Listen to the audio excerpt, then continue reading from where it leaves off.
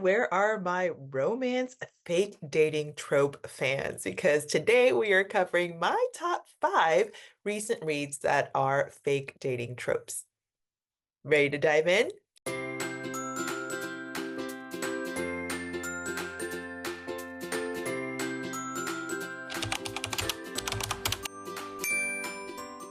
Yet I'm Amy. I'm a full-time working mom to two boys, and fiction is fairly new to me, and romance usually wasn't my thing. I got into the fantasy, romantasy, and then now I'm in with everything. I used to be all self-growth, personal growth, nonfiction, but now I'm well into fiction. So if you have favorites that I do not mention, put them in the comments. I will add them to my super long already TBR, but I will definitely get to them.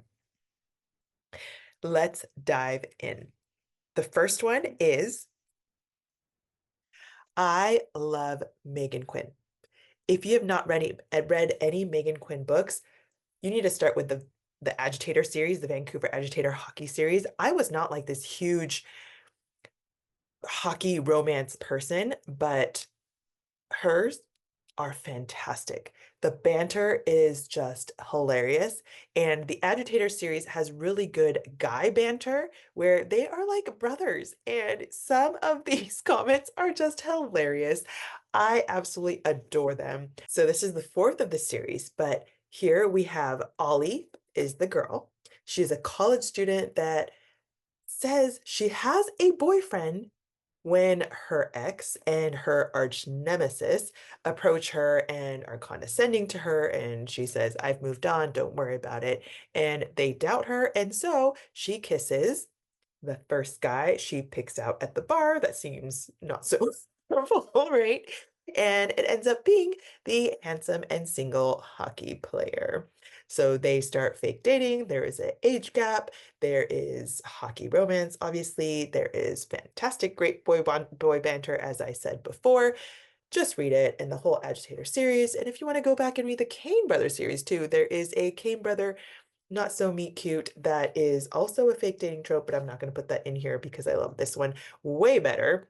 I should say way better. I do love this series. It's my favorite Megan Quinn series so far. Haven't read all of them, but absolutely go grab it. Right man, right time, Megan Quinn. If you know me, I love my audiobooks, so it says a lot that I read the paper book. The second one, which I live up to the hype because everybody has been talking about it, at least in my circles of book talk, booktube, bookstagram, book everywhere, is Funny Story by Emily Henry, and I loved it. So this is two people whose exes left them suddenly for each other. And so she was engaged, her fiance leaves him for Miles's girlfriend, who they were best friends from way before, always said there was nothing there. And suddenly, boom, at the bachelor party, he decided she was the one that he was going to leave her for. So they end up living together because ex-fiance says, you're going to have to find a place to live because this house has my name on it. Total butthole, right? And so she asks Miles, can I stay with you temporarily? And things obviously happen because they end up fake dating when they both get a wedding invitation not very long after the breakups happen. And she says, well, it's okay. I'm all right because I have a boyfriend. And when he says, oh, but you're not bringing a plus one, she says, oh, well, he's already invited. And so these two begin fake dating. Obviously, in most fake dating tropes, they do not fake date forever. And so they go through their own drama, their own learnings, their own healings, but alas, super cute, super funny, good humor. I laughed out loud in a few places. Read it. Recommend.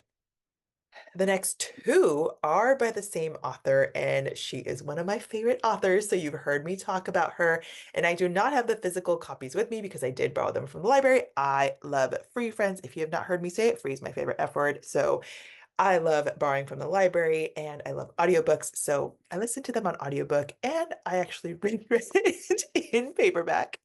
But it is Abby Jimenez. Yours truly is the first one I'm going to talk about. And it is the second in the Part of Your World series. This one is a fantastic book. I don't know if you've heard people talk about it, but it stars Jacob, who is the male main character, and he starts working at a different hospital because his ex, who works at the same hospital he was at, started dating and got engaged to his brother. And so, to make his family be okay and not boycott his brother's wedding and trying to be the bigger person, and knowing that they weren't a good fit, even though it sucks for him, he pretends to date someone else, tells his family, oh, it's okay. You guys can stop hating my brother because I'm dating someone else. His sister drops by the hospital one time and happens to walk in on him and Brianna sitting in the what they call the sob closet together because that's how they met. Brianna is going through a lot of things, so that is where she calls it her sob closet. It's where she goes to cry in private. Jacob has severe anxiety, especially around people that he doesn't know. So in this new hospital, he went here to be by himself and eat lunch. It ends up running into Brianna because they were both there and they end up becoming friends.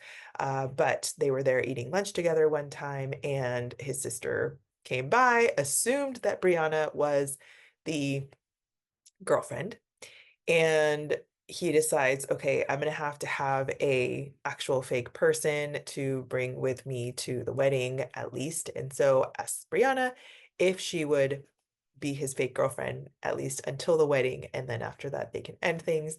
And it goes from there. And in true Abby Jimenez form, there are so many deep things that are in there, but there are so many cute things. There are so many funny things. Your heart is ripped out and put back together in a beautiful bow. Absolutely beautiful. You need to go read it. And then the other one is her newest book, Just for the Summer, which is the one right after this in the series, yours truly. And so, just for the summer, you have two people, each have the same issue where they break up with someone, and the person that their ex starts dating is their forever person. And so they bond online on a forum over this curse that they both have and say, hey, what if we date each other and then we break up? And then the next two people that we date will be our forever person. We get to find our forevers. And so they do that just for the summer because they define all these things that they usually need to happen before this forever person for their ex is found. And so just for the summer, they will date each other, then they will go on their own separate ways. But again, not so much. And in true Abby fashion, as I said before, it has all the feels. So go grab it, all of them. While you're at it, read the whole series and go watch this video where I talk about the whole Abby Jimenez world and all the 6 books that she has and how you should read it, everything about it, because you should just read all of her books. They're fantastic. And another book I read was The Love Hypothesis by Ali Hazelwood. And again, this is one that is talked about everywhere, and I finally got to reading it. This story has PhD candidate Olive and her best friend On and the guy she was dating hit it off. But On, being the best friend that she is and girl code, does not feel comfortable going after this guy that she really, really cares for. So Olive, in her attempt to convince her best friend that it is okay because her and Jeremy weren't really like super serious anyway, and she wasn't really that into him anyway, and feels like on it's okay to date him. But in order to convince her best friend that it is okay, she just kisses a guy that she sees, first person that she sees as On is coming up from behind. That person ends up being the grumpy Professor Adam Carlson, who is known to be somewhat of a tyrant in the school, in the lab.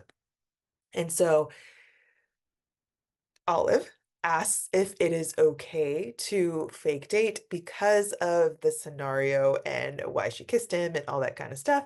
And he surprisingly goes along with it. And so the charade begins. There is grumpy sunshine, there is an age gap, there is an addressing of a lot of deep-rooted issues. It is fun to see women in this scene of science where men are more dominant. It's just a lot of great things. I don't know that I'd say it was a 5 star for me. Everybody absolutely loves it. I enjoyed it. I have enjoyed other ones better, like this one. And oops, this is Abby Jimenez's book. That is not one of the ones that I mentioned, but this is the only Abby Jimenez book I have on my hands right now, and one of my favorites again.